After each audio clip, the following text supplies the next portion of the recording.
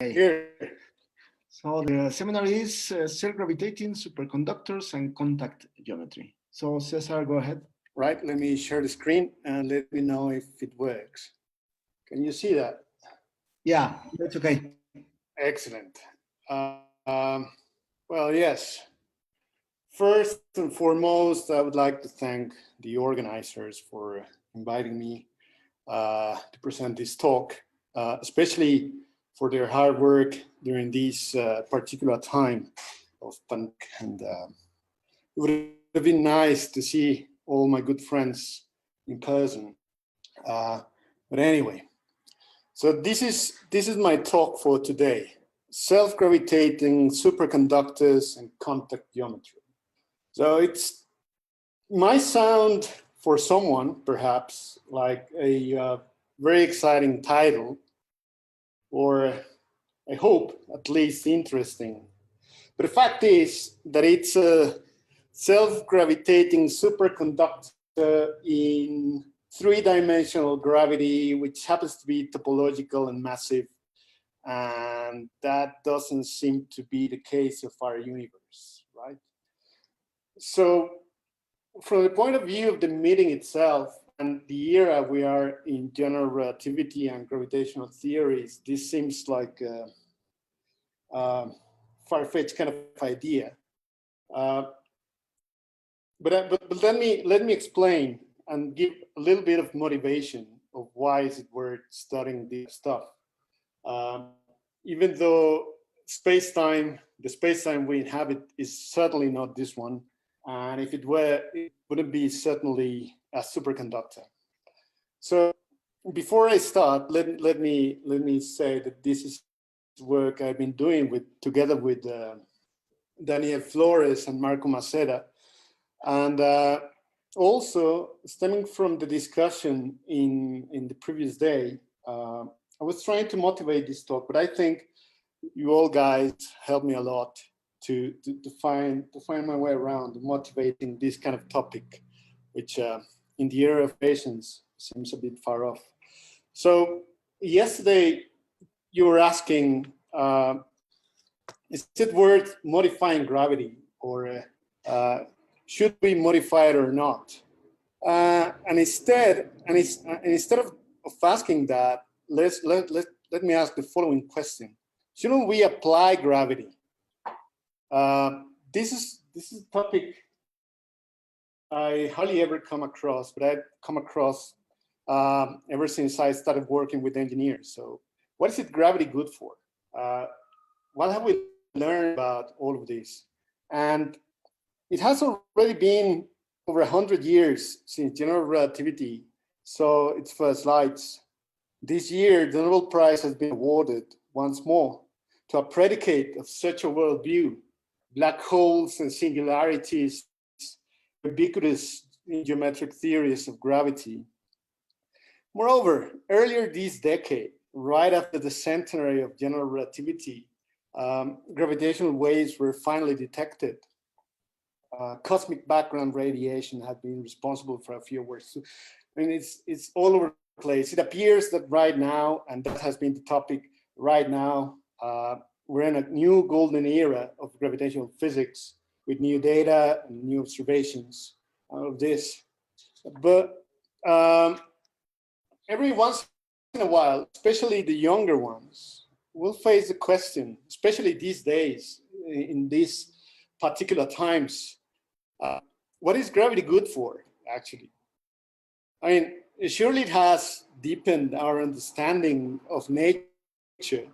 It has pushed the boundaries of our conceptions to the very beginning of our universe, and space and time, its boundary or non-boundary or whatever you want to call it. It has shown us actually that catastrophes may, and indeed they do occur as forming singularities. So we understand quite a big deal about it. But really, given the problems humanity is facing, what is gravity good for? And we can answer this in at least two things that I can imagine. Is that, well, undeniably, if we're going to survive as a species, it will be relevant in terms of space exploration and energy extractables and all this stuff. But what people really mean is, what is it good for right now?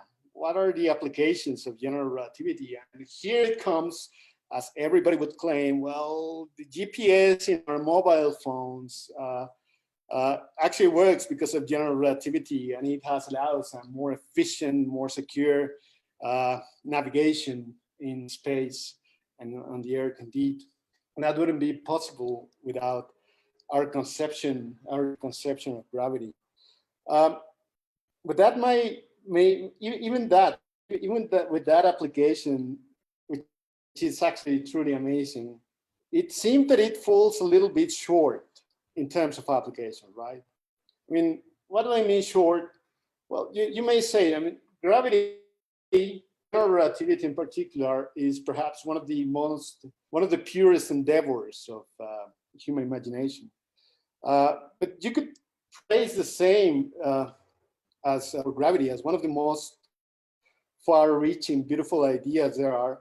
So why is there so very little application, say, compared to electromagnetism or quantum mechanics, indeed? So this discussion may carry on for a while, to the point that somehow GR, despite all this success and all these far-reaching ideas, is nowhere near as successful in applications, in practical applications, as the other fundamental theories. Say, Maxwell's theory of electromagnetism took less than 50 years to be widely applied and transform the way we understand our living in a daily basis. And same goes for quantum mechanics, where in less than 50 years, you pass from black body radiation to understanding how the atomic transition works, so to make a transistor and circuitry based on that. And why is it the case? I mean, why haven't gravity been that applied or been that successful? And in my view, it comes to the fact that in both electromagnetism and in quantum mechanics, we are not mere observers of the things that are actually happening. For instance, in electromagnetism, we control the way the fields are generated and propagate across the grid. And same goes for quantum mechanics. We build gates so we can perform computations. But in gravity, it appears that we are very, very passive. I mean, we are just observing what the universe provides us, and we cannot control the gravitational field in any way so that it suits our needs. So that surely explains why we haven't applied all these ideas, which are absolutely groundbreaking, to everyday life. And as you may expect, my whole contention is that that is absolutely wrong, right? The funny thing is that, as far as I'm concerned, probably I haven't read a lot. This is not very often permeated among the student community and the people can actually do by knowing gravitational theories. But let me begin with the motivation for the work I'm presenting today. So it's kind of the Eddington effect. So back then, we're talking about the 20s, people already said, like, influence of matter on electromagnetic phenomena is equivalent to the influence of a gravitational field, right? And that whole thing, that whole idea was the birth of a new class of science, of applied science, which is metamaterials. Can we engineer materials so that light propagates on them as it would be in a gravitational field in all sort of ways that we would render because of astrophysical interest? But in metamaterials, that would actually be really, really cool. And that's what actually people do, to build invisibility cloaks and like. So in Jackson's talk earlier, while listening to teleparallel gravity, actually came as a really good surprise, because time and again, people try to vindicate why teleparallel gravity is so cool and exciting, and it really is a really cool theory, a geometric theory. But it turns out that back in the 30s and 40s, some guy named Gabriel Crom actually applied teleparallel gravity and torsion theories to understand rotating in electrical engineering. And that was not obscure research. I mean, the Princeton, the Institute of Advanced Studies in Princeton and General Electric were actually quite interested in it. Einstein was interested in it. Von Neumann was interested in it. And it appears that teleparallel gravity or torsion theories are the tools needed to understand and control machines such as electric generators plugged in to our new renewable sources of energy. So, I mean, I spent already 10 minutes trying to motivate this thing. I think I'll be kind of the first person to speak of renewable sources of energy in a Earth-based system in a gravitational and cosmology seminar. But it is the case. Teleparallel gravity actually works in electrical engineering. It's exactly what we need to control the uncontrollable sources of energy like wind or waves. So the problem there is stability. And it turns out that the stability problem is actually written in terms of an equation we saw earlier today, which is the geodesic deviation equation, but in terms of teleparallel gravity. It's exactly the same equation, exactly the same dynamics. But in this case, it refers to perturbations in the electromagnetic system as opposed to free particles in a gravitational fields. But the problem is actually the same. So to make it brief, we do live in a golden era of gravitational physics. We have plenty of new data coming from experiment and observation, and we heard this through the week. And it has also been applied to the everyday life by understanding how GPS works.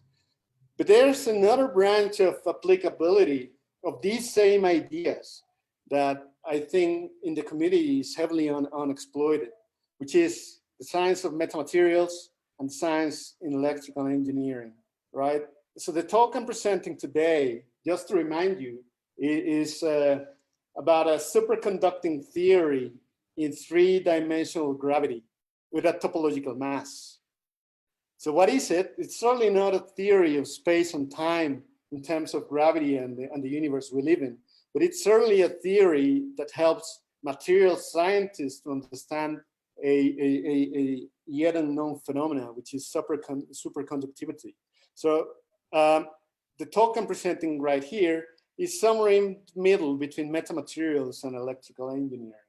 So I hope this serves as a motivation, especially for the younger people who are not facing an easy time ahead in their academic careers. I'm sorry.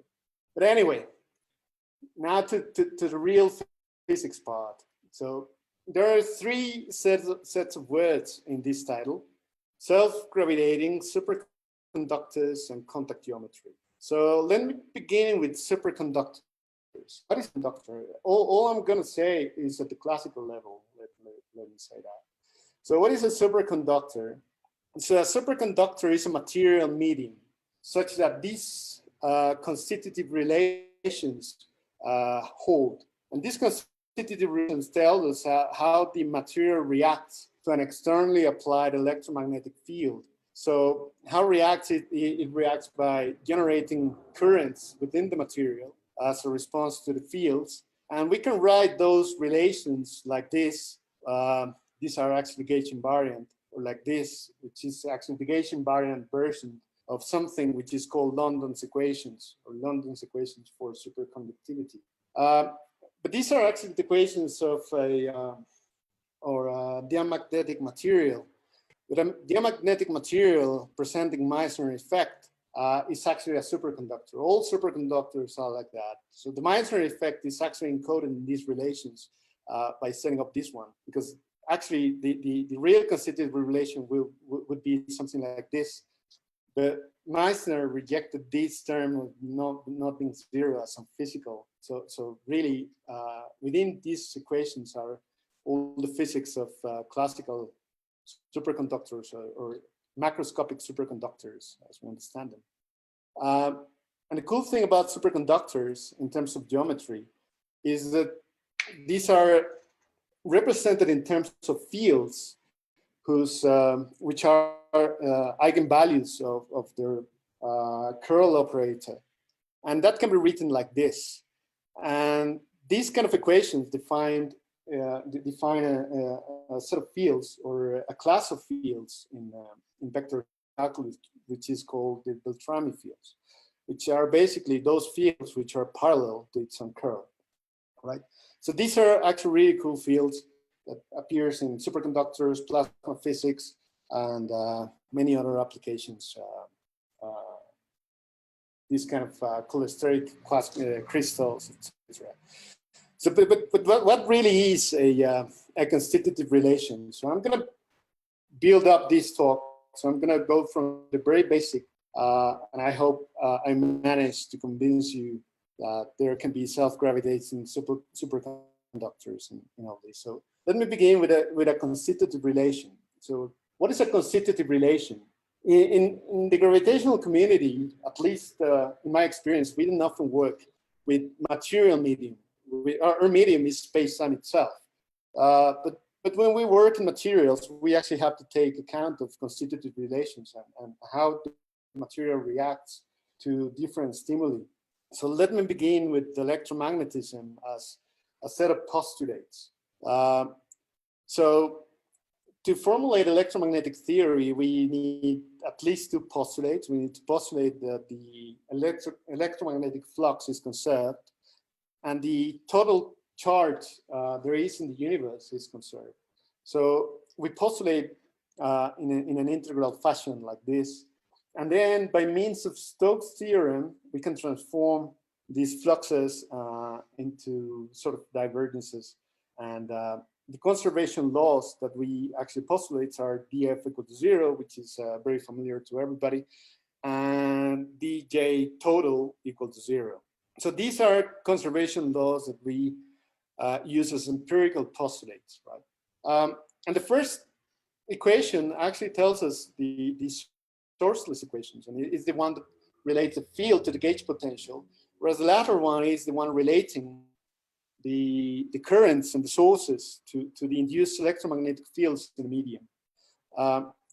So in terms of ordinary vector calculus, the first two are the sourceless homogeneous Maxwell's equations, which are equations for E and B, where the second pair is the inhomogeneous Maxwell's equations, which are equations relating the sources and the induced fields. And the problem is, given the external sources, which happen not be the total charges, so the external alone, the problem is, given this information, we need to determine these fields. And that problem is obviously unsolvable because these two sets of equations are actually independent. So we need to postulate more relations connecting these sources to these fields. So we need to postulate some of the things. And one of them is that the external sources do not mix with the induced sources. And together they add up to the total budget of charges sourcing the field. And the induced fields in the material are actually a function of the fields, of the fundamental fields, C and B. There are many, many constitutive relations, and all the material science you can actually learn goes into understanding and finding these relations. But the simplest one, the one we're most familiar with, is the metric constitutive relation. That is, if we have a metric, then we can take the Hodge dual of F and obtain G. So that's the usual path we actually take. And this is the simplest one, really, because these relations can be way more complicated and have much more degrees of freedom that they are contained in metric. So there's a very rich area of understanding in terms of material science and geometry and non-metricity and stuff like that. But if we consider a sourceless, the sourceless case, where there's no external sources, then all there is the material reacting to the fields we apply. So we only have induced currents in the material. And the induced currents in the material are related themselves to the fields. And you do that all the time when you set up Ohm's law of classical electromagnetism, where the induced current is just proportional to the field, right? So London's constitutive relations are the relations we're using instead of these relation, which is Ohm's law. So London's equations that we are the ones we started with are the constitutive relations relating the induced current with the fields. This is how the material reacts to the field, to an externally applied field, right? So these are the constitutive relations. All right, so what does it have to do with all the rest of the things? So let me tell you a little bit about contact geometry. Beltrami fields are actually ubiquitous in contact geometry, and contact geometry is a growing branch of mathematical physics that you should know about. So what is contact geometry? Is the study of contact manifolds. And a contact manifold is simply a differentiable manifold, which is odd dimensional. So that means it cannot be a symplectic manifold, and it cannot be kind of a complex manifold itself. But not only that, it's an odd dimensional differentiable manifold together with a non-integrable distribution in its tangent bundle, such that this distribution is generated by the kernel of a one form, which satisfies globally this relation, which is basically a volume form. Right? So if you're familiar with symplectic geometry and integrable systems, this may look similar to Frobenius theorem. It's just that it's exactly the opposite of Frobenius theorem. An integrable system is one for which this thing is actually equal to 0. So in our case, this is actually the complete opposite of Frobenius theorem. So this defines the complete non-integrability of this distribution of the tangent bundle. This might be the most abstract part of the talk, so I hope I don't lose you. So to understand what does this integrability means, let us consider a space. Let's say this block, right? And if the block is integrable, it means that it can be foliated by independent surfaces. So each surface is generated by two directions in which you can move freely. So if you start at the point A, say, and the system is integrable, the only directions allowed for you to move are these horizontal directions, and you can go all over you can cover all this surface sigma 1 without any problem, but you cannot reach this other point B, which is in another floor, because it's in a different surface, and you're not allowed to go vertically, right? So that will be a system which is completely integrable. So what non-integrability means is that you can connect actually any 2 points in this manifold by means of horizontal motions only. So obviously that won't be local. So say I want to go from A to this point B, which is right on top of it. But I'm not allowed to go straight to it, like in a vertical direction. If the situation is like this, then I cannot reach B because I'm not allowed to fly.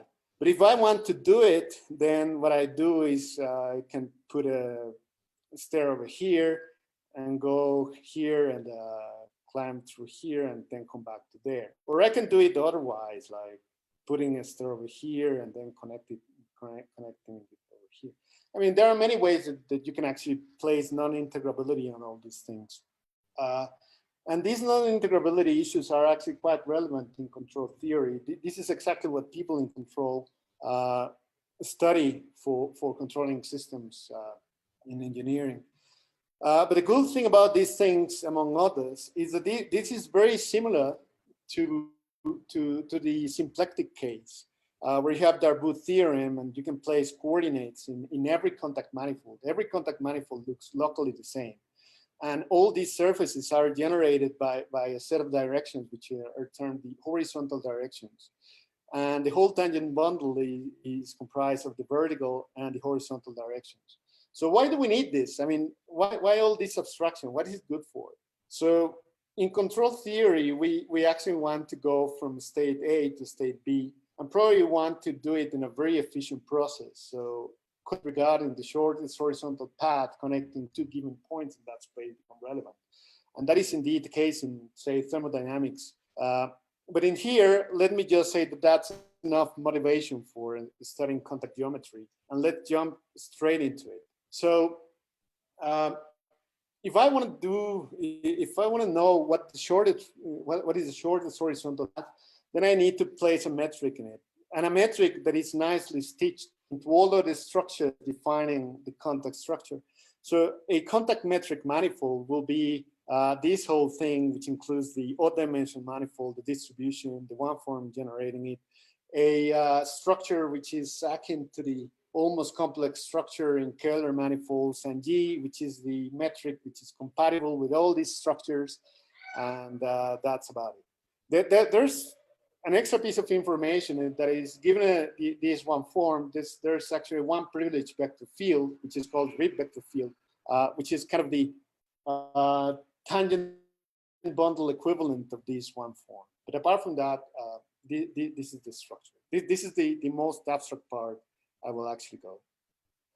So what does it all have to do with superconductors? So let me consider the simplest contact manifold you can actually conceive. Well, probably not the simplest, but at least the simplest class, which is the lowest dimensional possible. And the lowest dimensional contact manifold will be a 3-dimensional manifold. And since we're doing gravity, let me consider this G as a Lorentzian metric on that manifold, just to see what happens. And so we're considering the case, the 3-dimensional case because it's the simplest, and the Lorentzian because we like gravity. But in this case, if everything is stitched together, and you want to find it in the literature, you have to look for Parasasakian manifolds, which is kind of the equivalent of Kähler manifolds or para-Kähler manifolds in complex geometry.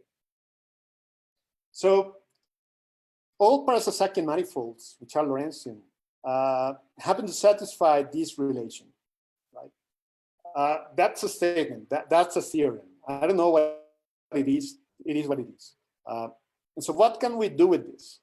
So we can have a look at this relation and then think, all right, but I want to do electromagnetism with it, because why not, right? It will be 3-dimensional, but let's do it anyway. So let us consider a current, or that the induced current in the material as a response to an external field is a vector field in tangent bundle, right? And it wouldn't be any vector field, but it will be a field directed along the direction of this spatial vector field associated with the contact structure. So we're stitching the induced currents to the contact structure itself, right? But contact geometry is better understood in the cotangent bundle. So let us convert this vector field into a one form. You can do that using the metric. So by using the metric, we convert these into that. And we take dual because currents are n-1 forms. And the conservation law we impose for electromagnetism is actually imposed in current densities. So the current density we have is completely written in terms of geometric quantities defining our contact manifold. And this gauge function over there. That gauge function, by the way, we can sort of reduce it so it looks like kind of a harmonic field. And it is indeed a harmonic field if we consider that the current is conserved. So conservation of charge tells us that this gauge function is actually harmonic. This will be a straightforward calculation. So you can actually do it in your spare time if you want. So what we have locally is that this 2 form, which is the induced current, is related to the induced fields in a conductor, which in turn are related to the external fields by means of the constitutive relation, which is the metric constitutive relation. That's why we need the metric. And if we do this, then we can write this same equation in terms of in terms of a cohomology class, which suggests that we're sort of making a gauge theory of this whole thing. And shortly after that, I'm just presenting the equation, so don't pay no attention to the steps. We arrived at this equation.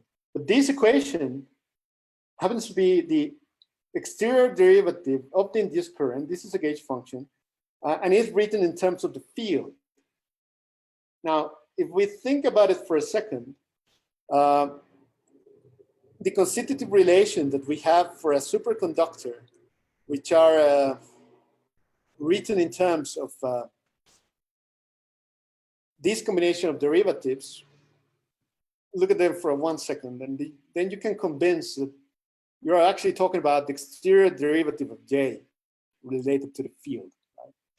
So that is exactly what we have there. And you can actually prove it by using components or whichever way you like. But this equation is basically London's equation for superconducting fields. And we still have this gauge freedom, but it turns out to be that this has to be 0. And that was exactly Meissner's argument. So we set up this gauge function to 0, then we actually arrive at London's equations exactly, right? So this is the gauge independent version, but we can go to the gauge dependent version just by recalling that F is just dA and then just regrouping the entire thing. And this is the gauge dependent London equation.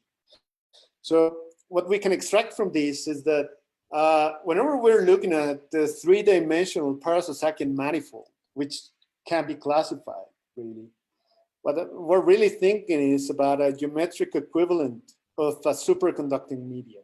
Right, that's pretty cool, except for the fact that it's 3-dimensional, right? But, I mean, it is what it is. Right? So we understood something which is related to contact forms and contact geometry, and a classification in terms of metric and geometry of a full class of materials, superconducting materials, right? So this is on itself might be cool and interesting for some people working in material science, but we can do much more than that. And since this is a gravity meeting, let me go on and complete this part here. Sorry about that long trip. So we already know what a superconductor is and how it's related to contact geometry. But let me put it to self-gravitate and let me see what I can extract from a material point of view. Right? So let me begin with an example. I'm just going to make an example, which is actually useful when you work in contact geometry. Contact geometry is sometimes very abstract, and having nice examples that you can actually touch and feel is very useful. So let me consider S3, the 3-dimensional sphere, together with a contact one form and a metric, which I'm going to tell you what it is in a minute. So the one form we're using in this sphere is written like this, where psi, theta, and phi are the Euler angles for S3. And what I'm really thinking about is the Hopf vibration of S3. So in this case, the Rip vector field associated with this contact form. So just so you remember, these two things are kind of the same thing, just one is in tangent bundle and the other one in the cotangent bundle. So this is the actual field corresponding to this form. Is tangent to the S1 fiber of the Hopf vibration. And the other, and the directions defining the contact distribution, the P's and the Q's, are written explicitly like this. Now, this is actually very cool because if you work in contact geometry, and in this particular basis, you will find that this vector field satisfies this particular algebra. And those of you who like quantum mechanics will like to see that the Lie bracket of P and Q just gives you the vertical direction, while the vertical direction commutes with all the others. And this algebra it has a name, it's the Heisenberg algebra for these generators. But we also need to place a metric in it. And we have a number of arguments of why using the metric I'm just going to present. I'm just going to use the sort of natural, so to place a name on them. from the space-time point of view. So I'm going to think that the P's and the Q's are null vector fields. So I'm certain that the metric is Lorentzian. And since the metric is well stitched to all the structures defining the contact geometry, then that means that the Reed vector field is normalized, but not only that, it also means that it is space-like. So our metric has the properties of having P and Q as defining the null structure. So P and Q define the null cone for a theory, whereas the Reed vector field, which is the direction we're putting our current, our induced current to flow in, is space-like. So the one metric satisfying these relations in 3 dimensions, which is non-trivial, is this. Well, that's good enough. I'm not gonna tell you a lot about the particular form of this metric, other than a few of its properties. First is non-flat. So it is non-flat and it is not maximally symmetric. It doesn't have any singularity. And it satisfies something very similar to the maximally symmetric spacetimes, which are the Einstein spacetimes. These kind of spacetimes satisfy this relation in which the Ricci tensor is proportional to the metric, but also to the tensor product of the one form defining it. And these manifolds in contact geometry are called eta Einstein. And these are pretty cool because in higher dimensions, these happen to be solutions to the vacuum of Einstein-Gauss-Bonnet theories. But we're not in higher dimensions, and I just think that this is a really cool property for the metric. But also has a number of Killing vector fields, which is B1, B2, B3, and B4. And independently of how they look like, they do have a nice interpretation in contact Hamiltonian formalisms. They do satisfy these algebraic relations. And this implies, I mean, this is a subset of the Heisenberg algebra. And these other brackets implies, and this is a theorem, that G can only be one of 3 possibilities for Lorentzian left and Heisenberg metrics. Heisenberg metrics in terms of the Killing vector field satisfy the Heisenberg algebra, right? So this metric is left by Heisenberg metric, and there are only 3 possibilities. One of them is Minkowski, and this is not Minkowski. And the other one is excluded because in the other one, the Reed vector field is time-like. So this is a unique metric in this sense. And it hasn't been explored, so it's kind of a new metric on its own. But let's see if it's actually a theory of gravity that we could place on it. So it is indeed a space-time, it's Lorentzian, it's a metric, but let's see if it actually satisfies some gravitational theory. So for the last part of the talk, I'm just gonna tell how self-gravitating superconductors behave. So recall that in terms of geometric structures in 3 dimensions, a superconductor is basically encoded in a contact metric structure satisfying this relation. So basically a Paraschian manifold. I'm modifying this a little bit with this extra constant, which will later have the interpretation of the penetration depth in a material. It really doesn't change anything apart from the normalization of the Reed vector field, but it doesn't change the physics at all. So to begin with, G is a solution to a general topological quadratic gravity in 3 dimensions. So if we consider this action, which is a vacuum action, the metric we have is a solution provided the cosmological constant is a function of this penetration depth parameter, and the other 2 coupling constants are basically satisfying this algebraic relation. So that's a nice property. But it's not only that. So among all the topological theories, quadratic theories in 3 dimensions, new massive gravity is kind of appealing because it goes free and people kind of like it. So we try it as well. So it's also a vacuum of new massive gravity, provided the cosmological constant, again, is a function of this penetration depth of the superconductor. And M, which is basically the mass of the massive gravity modes in theory, is also defined in terms of this L.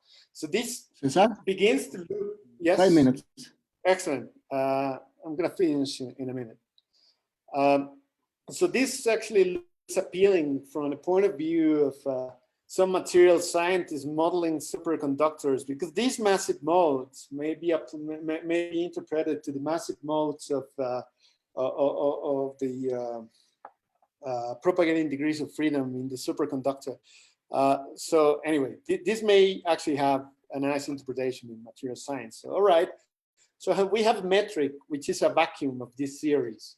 But we're not really having a superconductor, an electromagnetic field on top of it, self-gravitating.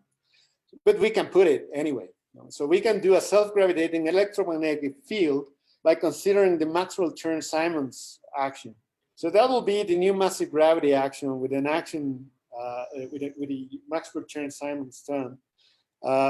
So the Maxwell-Chern-Simons action is written like this, basically, which in 3 dimensions is very nice, because this term over here is just the helicity of the contact bond form. And there are many nice and cool results regarding helicity in 3 dimensions.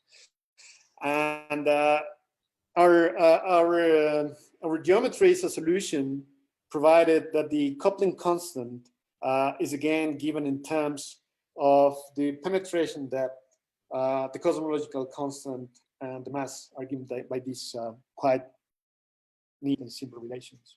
But even if you are like really trying to get deep into superconductors in terms of its microphysics, you can go further than that. And there's a nice model for superconductors from the Abrikosov vortex theory, which is basically an abelian Higgs theory. So we can couple the gravitational action to the abelian Higgs model, where again, the abelian Higgs model will have this part, the field part, which is basically the helicity, and the scalar field, which is the Higgs field, and a potential term, where this D is the covariant derivative, which is not only the exterior derivative, but it also couples to the gauge potential. And the potential energy is just the quartic potential. So calculations are straightforward. You can actually compute an induced current in terms of the Higgs field, which is complex, and it might be a function there. But in the simplest case, where the field is constant, the real value, that means phi is simply h, then the induced current is h squared, which is a constant times a. This is not a trivial field because of this term over here. But this happens to be, again, London's equation for superconducting. So this is indeed a superconducting action with massive modes of propagation. So our geometry is indeed a solution for a superconductor self-gravitating, provided that the Higgs field is given in terms of L, same as lambda, and the massive modes. So it may not be terribly exciting from the space-time and gravity point of view, or perhaps it is, I really don't know. But what is actually interesting and relevant for the people working in material science is that this provides you with a direct, clear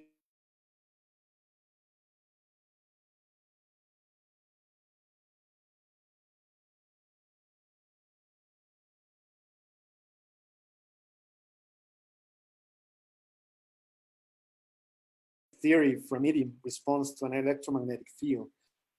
Or saying otherwise, it's the medium properties that people may be looking for are actually gravitational parameters of another theory. And so I'm gonna leave it here. I reckon I'm already over my time. So thank you for listening, and I hope this serves as an invitation to see gravity not only as this magnificent construction that has allowed us to understand the space we inhabit, but a framework which can be generalized to many other branches of more applied sciences and innovation, which is indeed a way I think some of the gravitational field research can actually go forward. So thank you for listening. Thank you. Thank you, Cesar. Very nice talk. So we have time for maybe one question, one comment. Okay, if not, in the meantime, let me ask you something very brief. So, do you have thinking, or do you have in mind to apply this formalism, this contact geometry formalism to superfluidity instead of superconductivity? Yes. Actually, I mean, the real deal is four-dimensional superconductors, right? Materials we could possibly engineer are embedded in the space-time we inhabit. So that would be a really, really cool research for understanding superconductors, but also superfluids. I'm not completely certain that if superfluids actually behave as a Beltrami field, but if they do, then definitely you can extract this. The only restriction you have is that they should be incompressible and they should be parallel to its own vorticity. That it might be the case. I mean, plasma physics is actually the case. So yes, actually this whole framework has been developed within the context of hydrodynamics and magnetohydrodynamics. Full differential geometry. It's actually really cool. Yeah. So yes. So the answer is yes. The challenge is all the things I presented depends heavily on the dimensions of space-time. So it only works in 3 dimensions. If you go to 4, first of all, it's not a contact manifold, so you won't be able to have any of these. But the constitutive relation we imposed or we found is actually only valid in the 3-dimensional case. So that's kind of a drawback, but anyway. Okay, thank you. Thank you, Cesar. One more comment, one more question. Okay, if not, thank you, Cesar, again for your nice talk. Excellent. Thank you very much. Thank you.